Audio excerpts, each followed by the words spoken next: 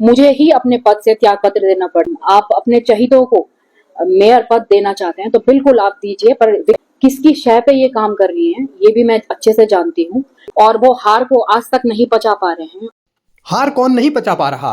किसके इशारे पर विकास के काम रोके जा रहे हैं? आखिर वो कौन है जिसकी शह पर अधिकारी उछल रहे हैं? आखिर वो कौन है जिनकी बातों को मानकर अधिकारी चुने हुए प्रतिनिधियों की बातें नहीं सुन रहे? श्रीनगर में इन दिनों यही चल रहा है। मेरा जब से नामांकन हुआ है, जब से मैंने नामांकन किया है, तब से ही मेरे नामांकन को पहले रद्द करने की कोशिश की गई, और रद्द करने के ऊपर किनका हाथ है ये सब लोग जानते हैं। आज जिस तरीके का व्यवहार नगर आयुक्त द्वारा जो किया गया, जिसमें हमारे देखिए, अगर बोर्ड की आज बैठक हमारी हो जाती तो हमारे जितने कर्मचारी हैं, अधिकारी हैं, उनकी जो सैलरी आहरण होती है वो भी होता, पर उस पे एक तरह का भट्टा बोलूंगी मैं, वो बैठ गया है। और नगर आयुक्त किसकी शय पे ये काम कर रही हैं ये भी मैं अच्छे से जानती हूँ।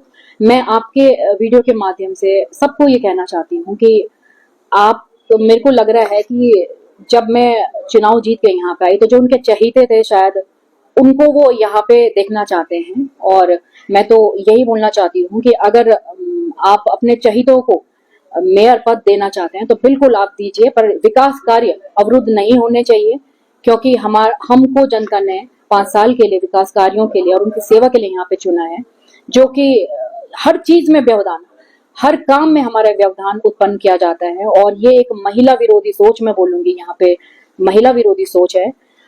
श्रीनगर की मेयर आरती भंडारी ने आरोप गंभीर लगाए हैं, सवाल नियत पर अधिकारी की उठाए हैं, लेकिन निशाना उनका सीधे सीधे धन सिंह रावत पर है। भले ही नाम न लिया हो, लेकिन इशारों में उन्होंने समझा दिया कि श्रीनगर में नगर निगम के कामकाज रोकने की साजिश या कोशिश कौन कर रहा है। अब बड़ा सवाल है कि इस तरीके की राजनीति आखिर उत्तराखंड में क्यों की जा रही है। काम कर रहे हैं, हम बहुत अच्छे विकास कार्य कर रहे हैं, और जिसमें अवरुद्ध ये लोग कर रहे हैं, इस तरीके का व्यवहार जो आज नगर आयुक्त ने इस बैठक में किया है ये बिल्कुल निंदनीय है। इसे मैं निंदनीय ही बोलूंगी, क्योंकि कोई इंफॉर्मेशन उनके द्वारा नहीं दी गई, और नगर आयुक्त निश्चित तौर पे जो विकास कार्य में अवरुद्ध ही पैदा कर रही हैं। और देखिए, इस तरीके से एक महिला को, मैं महिला हूं और महिला को प्रताड़ित कर रहे हैं, तो मैं जैसे पहले भी कहती हूँ कि शायद उनका कैंडिडेट हार गया है और वो हार को आज तक नहीं बचा पा रहे हैं, और वो चाहते हैं शायद। तो मैं आपके वीडियो के माध्यम से सारे श्रीनगर के सम्राट जनता से एक अपील करना चाहती हूँ कि इनके जो भी कैंडिडेट हैं, अगर यहाँ पे आके अगर ये विकास कार्य करते हैं तो आप निश्चित तौर पर इनका साथ दीजिए, क्योंकि अब मेरे बस में ये चीज नहीं है, और मैं बिल्कुल ये चीज बर्दाश्त नहीं कर सकती कि जहां पे कार्य होने चाहिए थे, जहां पे इतनी इम्पोर्टेंट आज चर्चा होनी थी, वो चर्चा नहीं हो पाई है।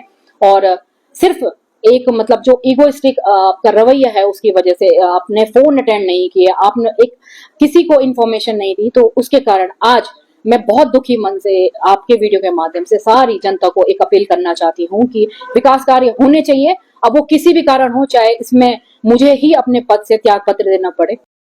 आरती भंडारी अब इस्तीफे की धमकी दे रही हैं। सवाल है कि उन्हें इतना मजबूर क्यों होना पड़ा, क्योंकि उत्तराखंड में जब नगर निकाय चुनाव हुए थे तो 10 में से 9 नगर निगमों में बीजेपी की जीत हुई थी, जबकि सिर्फ श्रीनगर इकलौता ऐसा नगर निगम था जहां निर्दलीय आरती भंडारी को जीत मिली थी। इसके बाद से ही सवाल उठने लगे थे कि श्रीनगर की यह हार बीजेपी अपने तरीके से इसका बदला लेगी, और अब आरोप यही लग रहे हैं कि धन सिंह रावत वही बदला ले रहे हैं, और इशारों में धन सिंह रावत पर आरती भंडारी ने गंभीर आरोप लगाए। पॉलिटिकल ही है, मैं भी यही कहना चाहती हूँ, और किसके शय पे ये हो रहा है, मैं तो दुखी, मेरा मन बहुत दुखी है आज।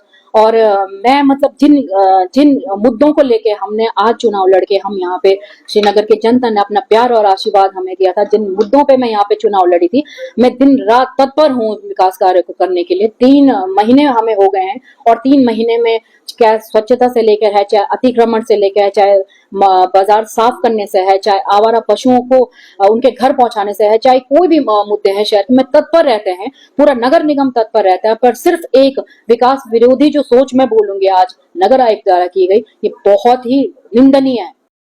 श्रीनगर में कौन क्या कर रहा है, किसके इशारे पर कर रहा है, काम रोकने की साजिश कौन रच रहा है, ये सवाल उठ रहे हैं और आगे भी उठेंगे।